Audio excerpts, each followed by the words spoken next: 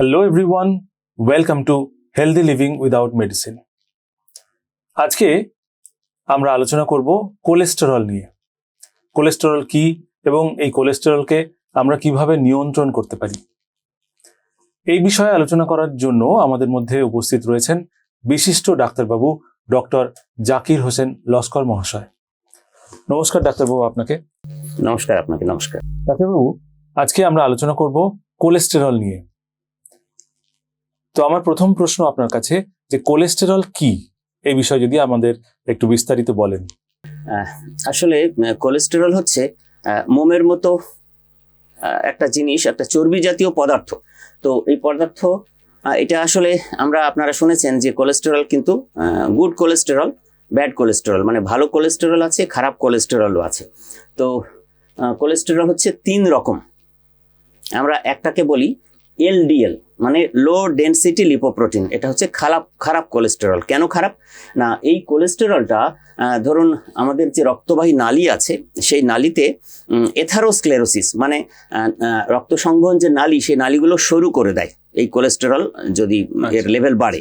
তো যখন বাড়বে তখন এই যে সরু করে দেবে, তাতে কি হবে? রক্ত সংবহন বাধা পাবে, তার থেকে হার্টের যে বিভিন্ন রকম রোগ তৈরি হয় জটিল, সেগুলো হওয়ার কিন্তু আশঙ্কা তৈরি হবে।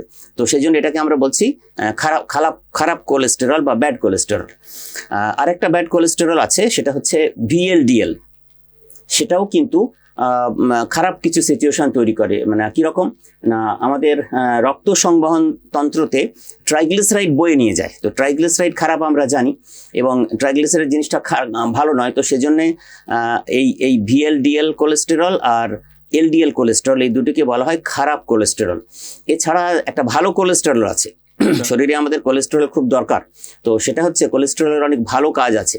তো সেগুলো হচ্ছে আমাদের যে রক্ত সংবহন নালী, তার ভেতরে কোলেস্টেরল, ওই যে খারাপ কোলেস্টেরল জমে যে প্লাকগুলো তৈরি করে, মানে রক্ত সংবহনে বাধা দান করে, সেগুলোকে রিলিজ করে দেয়। সেগুলো প্লাকগুলো হাওয়া থেকে আটকায়।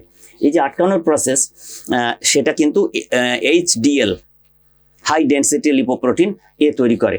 তো আমি এই প্রসঙ্গে আপনাকে একটা কথা বলি যে কোলেস্টেরল তো শরীর থেকেও উৎপন্ন হয়, লিভারে উৎপন্ন হয়। তো কোলেস্টেরলের কাজ কি?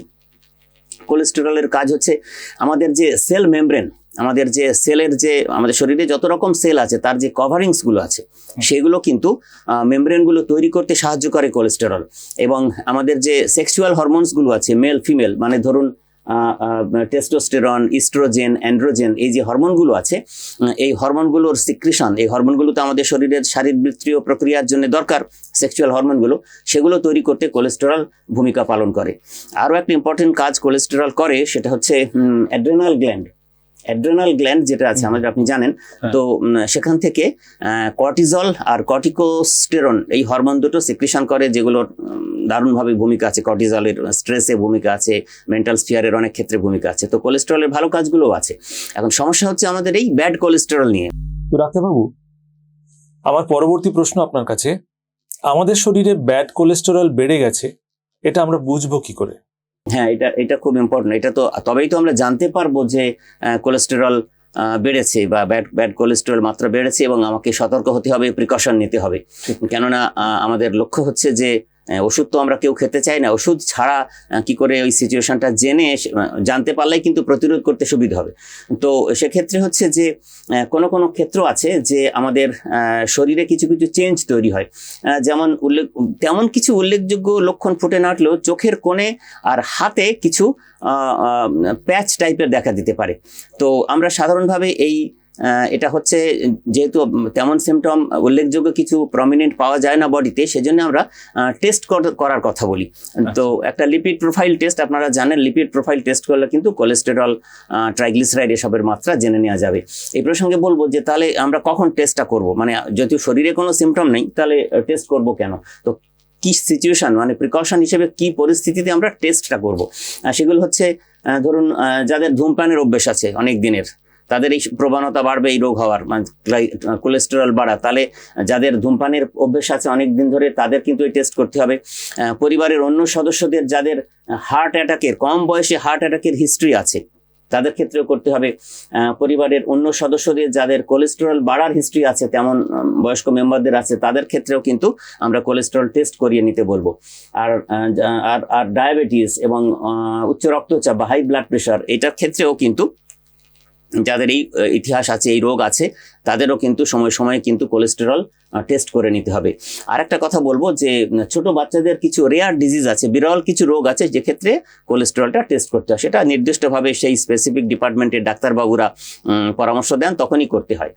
এছাড়া অনেক মানুষ আমরা কাজকর্ম করি, মানুষ করেন যে খুব মারাত্মক স্ট্রেসফুল সিচুয়েশনের মধ্যে কাজ করেন, মানসিক চাপের মধ্যে কর্মস্থলে কাজ করেন, তাদেরও কিন্তু কোলেস্টেরল বাড়ার সম্ভাবনা থাকে।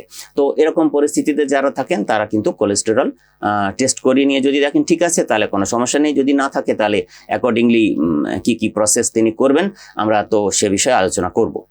তার মানে ফ্যামিলি হিস্ট্রি থাকলে চান্স আছে, বা স্ট্রেস থেকেও চান্স আছে। মানে আমরা এটা একটা মানে ভালো তথ্য পেলাম যে স্ট্রেস যদি অনেকদিন ধরে চলতে থাকে তাহলেও কিন্তু ব্যাড কোলেস্টেরল বেড়ে যেতে পারে।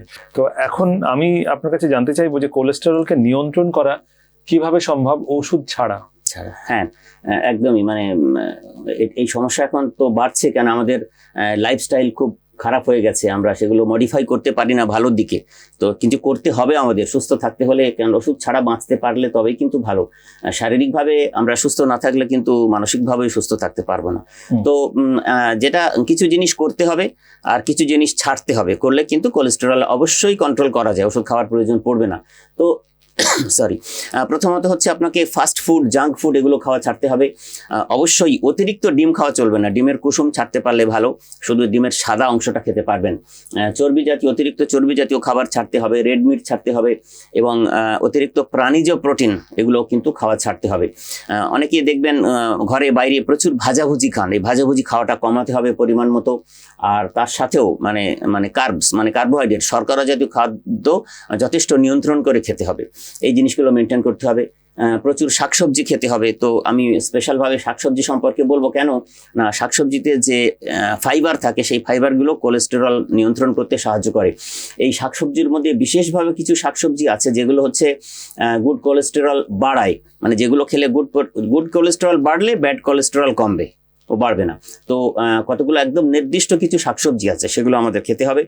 সেগুলো হচ্ছে বিনস, জলপাই, ঢেঁড়স, মটরশুঁটি, সোয়াবিন আর ব্রকলি। আমি আবার নামগুলো করছি, এগুলো খেতে হবে। বিনস, জলপাই, ঢেঁড়স, সোয়াবিন, মটরশুঁটি, ব্রকলি। আর অবশ্যই একটু করে কাঁচা রসুন খেতে হবে আমাদের। কাঁচা রসুন ভীষণভাবে ব্যাড কোলেস্টেরলকে তৈরি হওয়া থেকে আটকায়। এছাড়া গুড কোলেস্টেরল নিয়ন্ত্রণ করার জন্য আমরা রান্নার তেলে যদি ব্যবহার করি, আপনাকে বলবো আমি যে অলিভ অয়েল কিন্তু খুব ভালো গুড কোলেস্টেরল বাড়ায়। আর সঙ্গে কিন্তু কিছু ফ্রুটস, তো সারা বছরের সিজনাল ফ্রুটস কোলেস্টেরল কন্ট্রোল করে। নির্দিষ্টভাবে কিছু ফ্রুটস আছে যেগুলো আমাদের খেতে হবে, সেগুলো হচ্ছে যে মানে যেটা হয় যে মরশুমি যে ফল, তার মধ্যে বিশেষভাবে সাইট্রাস ফ্রুটস খুব ভালো কোলেস্টেরল নিয়ন্ত্রণ করতে পারে। তার মধ্যে প্রথম হচ্ছে আমলকি, আর দ্বিতীয় সব রকম লেবু, পাতিলেবু, কমলা লেবু, মুসম্বি লেবু, সঙ্গে স্ট্রবেরি, নাশপাতি এবং কমলা লেবুর কথা তো বললাম। তো এইগুলোতে কি আছে না পেকটিন ফাইবার, ওই ফাইবার থাকলেই কিন্তু কোলেস্টেরলকে কন্ট্রোল করা যেত। পেকটিন ফাইবার খুব তাড়াতাড়ি এইচডিএল কে তৈরি করতে সাহায্য করে। ফলে এই ধরনের ফলগুলো যদি আমরা খাদ্য তালিকায় রাখি, আমি আবার নামগুলো একবার উল্লেখ করছি যাতে আমাদের মনে থাকে। স্ট্রবেরি, নাশপাতি আর আমলকি, সঙ্গে পাতিলেবু, কমলা লেবু এবং মুসম্বি লেবু, এগুলো আমাদের পক্ষে খাওয়া সম্ভব। এছাড়াও আমি আরো দারুণ কয়েকটা কথা বলবো, সেটা হচ্ছে যে আপনি তো জানেন ধনে মানে কোরিয়েন্ডার। তো কোরিয়েন্ডার জলের সাথে মিশিয়ে, মানে 1:4 রেশিওতে কোরিয়েন্ডার মিশিয়ে ফুটিয়ে ছেঁকে যদি 10 ml খাওয়া যায়, তাহলে কিন্তু খুব তাড়াতাড়ি ব্যাড কোলেস্টেরল নিয়ন্ত্রণ হয়। আচ্ছা ডাক্তারবাবু, আপনি তো ব্যাড কোলেস্টেরলকে নিয়ন্ত্রণ করার জন্য বিভিন্ন খাবারের কথা বললেন। এই খাবার দাবারের পাশাপাশি আমরা কি যোগাসনের সাহায্যে আমাদের শরীরের ব্যাড কোলেস্টেরলকে নিয়ন্ত্রণ করতে পারি? হ্যাঁ, এটা একটা দারুণ প্রশ্ন। আমি হয়তো প্রসঙ্গক্রমে আসতাম। নিশ্চয়ই, মানে যোগাসন, কেননা আমরা যখন ওষুধ ছাড়া কিছু নিয়ন্ত্রণের কথা বলি তখন কিন্তু পাশাপাশি যোগাভ্যাসের প্রসঙ্গ আসবে। তো এখানে তো যোগাসন দেখানোর বা বিস্তারিত আলোচনা করার সুযোগ নেই। আপনার প্রশ্নের উত্তরে বলতে পারি যে একদম নির্দিষ্টভাবে 5টা প্রসেস কোলেস্টেরল নিয়ন্ত্রণে ভীষণভাবে সাহায্য করে। সেগুলোর মধ্যে হচ্ছে লেগ সার্কেলিং বলে একটা আসন আছে, এটা সার্চ করে দেখে নিতে হবে আমাদের, অথবা যোগাসনের বই থেকে দেখে বুঝে নিতে হবে। লেগ সার্কেলিং, পবন মুক্তাসন, অর্ধকুর্মাসন, যোগ মুদ্রা এবং সূর্যভেদ প্রাণায়াম, এই 5টি জিনিস আমি আবার মনে রাখার সুবিধার জন্য বলছি। লেগ সার্কেলিং, পবন মুক্তাসন, অর্ধকুর্মাসন, যোগ মুদ্রা এবং সূর্যভেদ প্রাণায়াম, এই 5টি যোগাসন কোলেস্টেরল নিয়ন্ত্রণে ভীষণভাবে সাহায্য করে। তো আমি যে প্রসঙ্গে ছিলাম যে ওই ধনে কোরিয়েন্ডারের কথা বলছিলাম, তেমনিভাবে অর্জুন গাছের ছাল ওই একই মাত্রায় মানে 1:4 রেশিওতে জলের সাথে মিশিয়ে ফুটিয়ে ঠান্ডা করে যদি 5 থেকে 10 ml খাওয়া যায় তাহলেও কিন্তু ব্যাড কোলেস্টেরল নিয়ন্ত্রণে ভীষণভাবে সাহায্য করে। আরও একটা ইম্পর্টেন্ট জিনিস আছে, এগুলো যত দিন যাচ্ছে মানুষ কিন্তু ওষুধ ছাড়া বাঁচার চেষ্টা করছে ন্যাচারালি সুস্থ থাকতে। তো ত্রিফলা আমরা সবাই জানি, মানে আমলকি, হরিতকি, বহেড়া থাকে। তো ত্রিফলা এবং সঙ্গে যষ্টি মধু এটা মেলাতে হবে। শুধু ত্রিফলা নয়, ত্রিফলার সঙ্গে আমলকি, হরিতকি, বহেড়া শুকনো এবং তার ডাস্ট এবং সঙ্গে সামান্য যষ্টি মধু এটা চূর্ণ করে মিশিয়ে যদি খাওয়া যায় তাহলে কিন্তু ব্যাড কোলেস্টেরলের মাত্রা আস্তে আস্তে কমে যাবে। এবং এই প্রসঙ্গে আমি আরেকটা কথা বলবো যে এই যে চর্বি জাতীয় খাবার খাবেন না যখন বলছিলাম তখন একটা প্রসঙ্গ বলা দরকার, সেটা হচ্ছে যে গরু মোষের দুধ কিন্তু না খেলেই ভালো, কেন এতে প্রচুর পরিমাণে স্যাচুরেটেড ফ্যাট থাকে। আর আমন্ডস খেতে হবে, ওয়ালনাট খেতে হবে, অ্যাপ্রিকট খেতে হবে, আর অবশ্যই সামুদ্রিক মাছ খেতে হবে, কেননা সামুদ্রিক মাছে প্রচুর পরিমাণে ওমেগা-3 ফ্যাটি অ্যাসিড আছে। ওমেগা-3 ফ্যাটি অ্যাসিড কিন্তু ব্যাড কোলেস্টেরলকে নিয়ন্ত্রণ করে।